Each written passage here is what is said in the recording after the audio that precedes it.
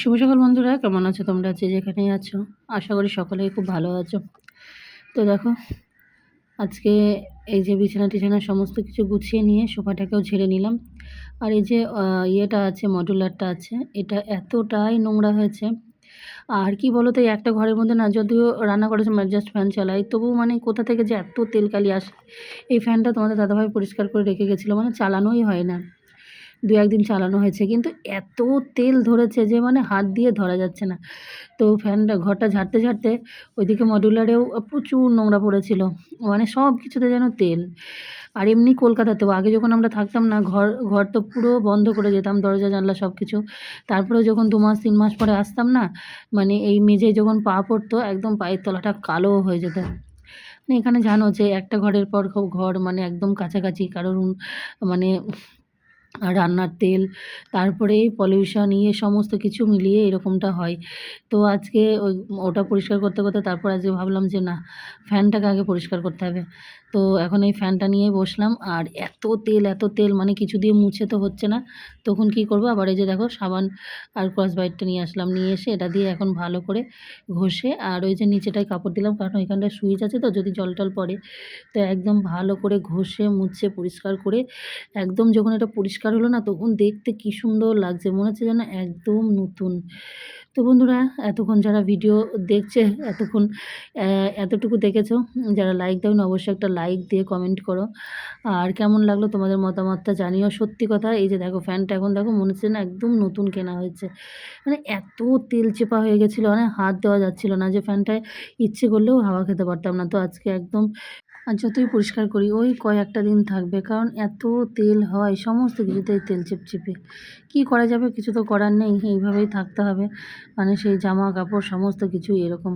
তো চলো, তোমাদেরকে আমি আর একটা জিনিস শেয়ার করি। দেখো, রুপোর বাটি আর চামচটা সেই অদ্রিজার জন্মদিনে ওই বাড়ি থেকে নিয়ে এসেছি। তো ওখানে তো কাগজ জড়ানোই থাকতো, আর এইখানে নিয়ে এসে আর কাগজ টাগজ সেই ধুয়ে এমনি ওই ড্রয়ারের মধ্যে ফেলা ছিল, দিয়ে পুরো লোহার মতো কালো হয়ে গেছিলো। আমি তো চিন্তায় পড়ে গেছিলাম যে কী ব্যাপার এরকম। তারপর সেদিন যখন ওই মাসের ছেলের বিয়ের গিফটটা কিনতে গেলাম দোকানে, তো ওদেরকে জিজ্ঞাসা করছিলাম, তোরা বললো এরকম খোলা পড়ে থাকলে ওরকম হয়ে যায়, ওইটা ভালো করে আবার মেজে বসে কাগজ চড়িয়ে রাখতে হবে। এখন এই যে দেখো কাগজ চড়িয়ে রাখলাম, এইবার মনে হচ্ছে যে এটা রুপোর বাটি। মানে আমি খুব টেনশনে পড়ে গেছিলাম, রুপোর বাটি চামচ। এটা সেই অদ্রিজা যখন জন্মেছে, জন্মের মনে হয় কয়েকদিন পরেই কেনা একটা চামচ, একটা বাটি আর ঝিনুকটাকে তো দুধ খাওয়ানো হতো, সেও মনে হয় কালো হয়ে ওই বাড়িতে পড়ে আছে, কোথায় দেখতে হবে। এরকম ধুয়ে মেজে রাখতে হবে। ওই জন্মদিনে বছরে একবার করেই বার করা হয়। এখন যে পরিষ্কার করে ধুয়ে নিতে একটা কাগজে মুড়ে রাখবো এটা।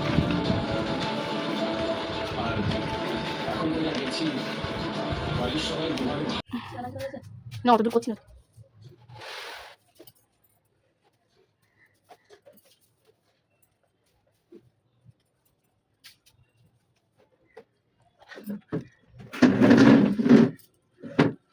কি করছো গো?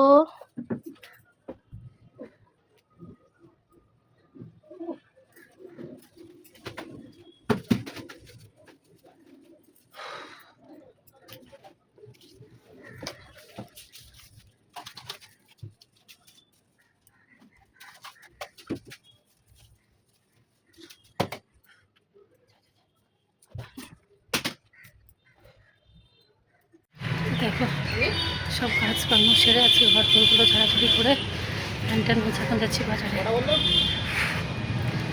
সেই রোদ আজকে।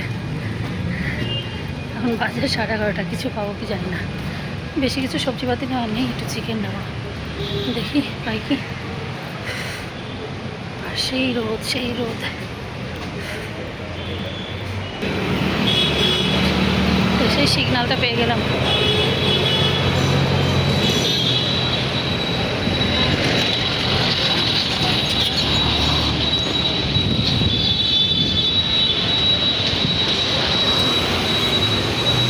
এত রোদের তাপ বহুদিন পরে।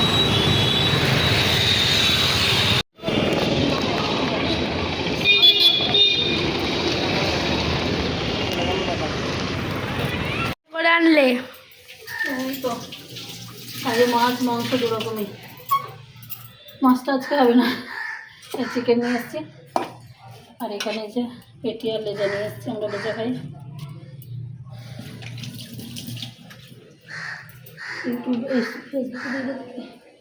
তো দেখো, কালকে বেশ ঠিক টাইমে রান্নাটা করতে পেরেছিলাম। কালকে অদ্ভুত পরীক্ষা ছিল, তো 1টার মধ্যে 1টা বাজতে 10, এই 12:45-50 আমার পুরো রান্না কমপ্লিট। ওকে অদ্রিজাকে স্কুল থেকে দিয়ে সকালে সমস্ত কিছু মানে কেটে কুটে রেখেছিলাম।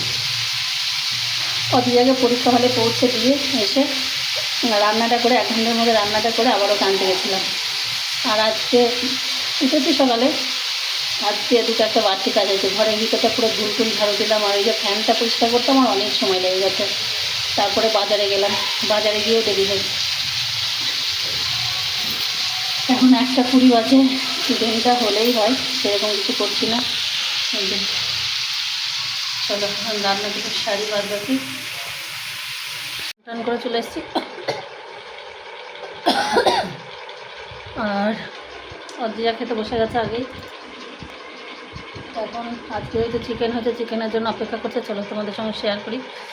আজকে বেশি কিছু তো করিনি, ভাজাভুজি করেছি আর চিকেন সিদ্ধ দিয়েছিলাম। আজকে আর তেল লঙ্কা ভাজা হয়নি, তেল লঙ্কা দিয়ে কচু মাখলে খেতে টেস্ট হয়, তো এখানে কাঁচা লঙ্কা দিয়ে মাখছি। আর এখানে হয়েছিল ঢ্যাঁড়স ভাজা আর পটল ভাজা। আর এই যে এখন অদ্রিজাকে চিকেন দিই, লেগ পিস থেকে সব ছেড়ে গেছে।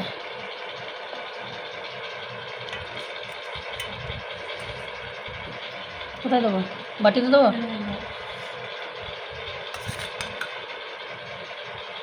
দেবো এখানে ঝোল দাও।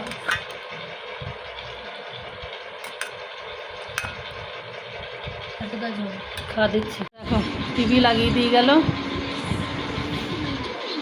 আর করেছিলাম এদিকে যে চানায় কাবুলি ছোলা আর রাজমা ছিল, ওই দিয়ে ঘুগনি টাইপের করেছি। আর এই যে রুটি। অদ্রিজা পরে বাড়ি আসলো এখন।